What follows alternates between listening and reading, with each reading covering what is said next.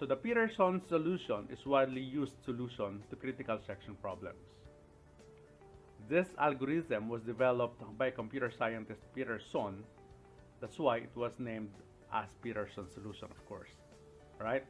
So Peterson solution is a classical software solution, okay, on the critical section problem. Okay? So according to the Peterson solutions, you've got two process solutions. Okay, so assume that the load and store machine language instructions are atomic. Okay, the two processes share two variables. Okay, you've got the turn, which is an integer, and the Boolean flag. All right, so the variable turn indicates whose turn is to enter the critical section, just like what we have presented on this previous slides. So the flag array is used to indicate if a process is ready to enter the critical section. All right, so flag I equals true implies that the process PI is ready. All right. Okay, so in Peterson solutions, we have two shared variables. So you've got the Boolean flag I, all right, okay, and that's initialized to false. Initially, no one is interested in entering the critical section. You've got the int turn, the process whose turn is to enter the critical section. All right. So Peterson solutions preserves all three conditions. Okay, so you've got the mutual exclusion is preserved. So process I enters the critical section only if either flag equals false or turn equals I. Alright, so the mutual exclusion is assured as only one process can access the critical section at any time. Okay, so progress is also assured as the process outside the critical section does not block other processes from entering the critical section. Alright, so you've got the bounded waiting is also preserved as every process gets a fair chance. Okay, now I have here the Peterson solutions in modern architecture. So although useful for demonstrating an algorithm, Peterson solution is not guaranteed to work on modern architecture. So take note that computers nowadays are in a fast pace. Alright, so to improve performance, processors and or compilers may reorder operations that have no dependencies. Understanding why it will not work is useful for better understanding the race conditions. So for single-threaded, this is okay, as the result will always be the same. For multi-threaded, the reordering may produce inconsistent or unexpected results. So the advantages of Peterson solution, it involves busy waiting. Okay, it is only limited to two processes. So modern example or modern architecture examples. So two threads share the data, the Boolean flag is initially false, and the integer is initially 0. So for example, we have here two threads trying to access the same variable. Okay, the thread 1 performs print x here. Okay, thread 2 performs. Okay, x is set to 100 and the flag is true. So what is the expected result, or what is the expected output in here? Would it be 0 or 100? Right? So take note that in here, x is initially set to 0. Right? And then on thread 1, we print that value. On thread 2, we print that we set x to 100 and we set the flag to false. Now, with this in effect, so what is the expected output? Okay, so that is 100. All right. So, however, since the variable flag and x are independent to each other, the instruction flag equals true, x equals 100 for thread 2 may be reordered. So if this occurs, the output may be 0. Right? Now, let's have the Peterson solutions revisited. The effects of instruction reordering in Peterson solutions. So this allows both processes to be in their critical section at the same time, right? So to ensure that Peterson solution will work correctly on modern computer, we must use the memory barrier. Okay. Now, what is a memory barrier?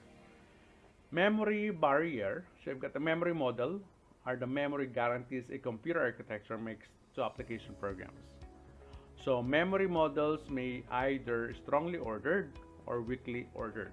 So when say strongly ordered, where a memory modification is one processor is immediately visible to all the other processors, right? So when say weakly ordered, where a memory modification is one processor may not be immediately visible to other processors. So a memory barrier is an instruction that forces any change in memory to be propagated. So we made it visible to all the processors, right? So for the memory barrier instructions, when a memory barrier instruction is performed, the system ensures that all loads and stores are completed before any subsequent load or store operations are performed. So therefore, even if instructions were reordered, the memory barrier ensures that the store operations are completed in memory and visible to other processors before future load or other operations are performed. Okay, so here's a memory barrier example. Okay, so we're in the thread 1 in the previous illustration. Okay, so you've got now performs while not flagged memory barrier printx. Okay, on the thread 2, we also made some modifications adapting the memory barrier here. Okay, so for thread 1, we guarantee that the value of flag is loaded before the value of x, right? And for thread 2, we ensure that the assignment to x occurs before assigning or before the assignment to flag. All right. So next is the synchronization hardware. Sometimes the problems of the critical section are resolved by hardware. Okay, so some operating system offers a lock functionality where a process acquires a lock when entering the critical section and releases the lock after leaving it. Okay, so when another process is trying to enter the critical section, it will not be able to enter as it is locked, but can only do so if it is free by acquiring the lock itself. Okay, so we will look at the 3 forms of hardware support. Okay, you've got the hardware instructions, atomic instructions, okay, and others. All right. Now, hardware instructions. So we will be using the test and set. So test and set is a hardware solution to the synchronization problem. In test and set, we have a shared lock variable which can either of the 2 values 0 or 1. Okay, so 0 for unlock and 1 for lock. Okay, so the definition for test and set instructions. So we are declaring here test and set as Boolean. Okay, so properties executed atomically, that means cannot be preempted. So returns the original value of past parameters and set the value of past parameters to true. Okay, now before entering into the critical section, a process inquires about the lock. Okay, if it is locked, it keeps on waiting till it becomes free. Right? And if it is not locked, it takes the lock and executes the critical section. So in test and set, mutual exclusion and progress are preserved, but bounded waiting cannot be preserved. Okay? So next. So another variation of the test and set is the atomic swap of 2 Boolean, as shown here. Alright? So properties executed atomically returns the original value of the past parameter value. Set the variable value, the value of the past parameter, new value, but only if you've got a pointer here. Okay, where's my pointer? You've got a pointer asterisk value here equals expected is true. That is, Swap takes place only under this condition. Alright? Now, this solution or this example satisfies the mutual exclusion requirement, but unfortunately does not guarantee bounded waiting. So if there are multiple processes trying to get into their critical section, there is no guarantee of what order will enter. And any one process could have the bad luck to wait forever until they got into their turn in the critical section. Since there is no guarantee as to the relative rates of the process, a very fast process could theoretically release the lock, whip through the remainder section, and relock the lock before a slower process get a chance. Right? So as more and more processes are involved vying for the same resource, the odds of a slow process getting locked out completely increase.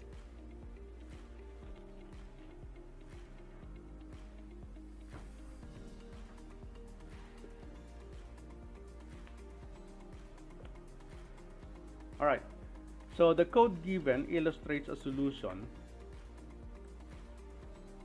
using the test and set that does satisfy this requirement. So using two shared data structures, Boolean lock and Boolean waiting, which is N, where N is the number of processes in contention for critical section. The key feature of the above algorithm is that the process blocks on and critical section being locked, and that this process is in the waiting state.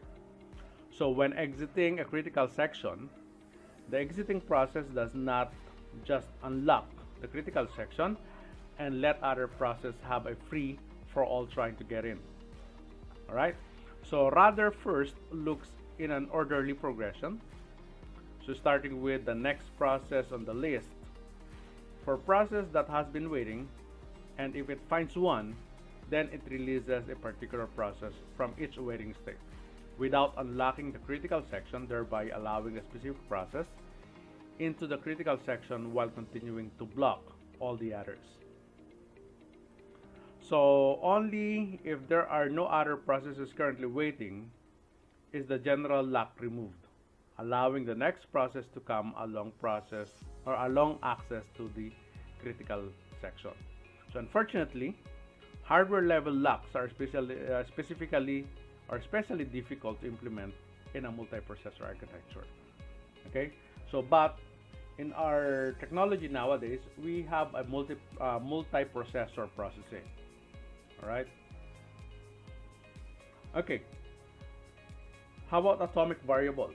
So typically, instructions such as compare and swap are used as building blocks for other synchronization tools. So one tool is an atomic variable that provides atomic or uninterruptible, okay, non-preemptive updates on the basic data types such as the integers and booleans. Okay, so for example, let sequence be an atomic variable, and let this function be operation, okay, the increment function be operation on the atomic variable sequence. So the command increment and sequence ensures the sequence is incremented without interruption. Alright, so the implementations or the pseudocode, given the pseudocode, the increment function can be implemented as follows. Okay,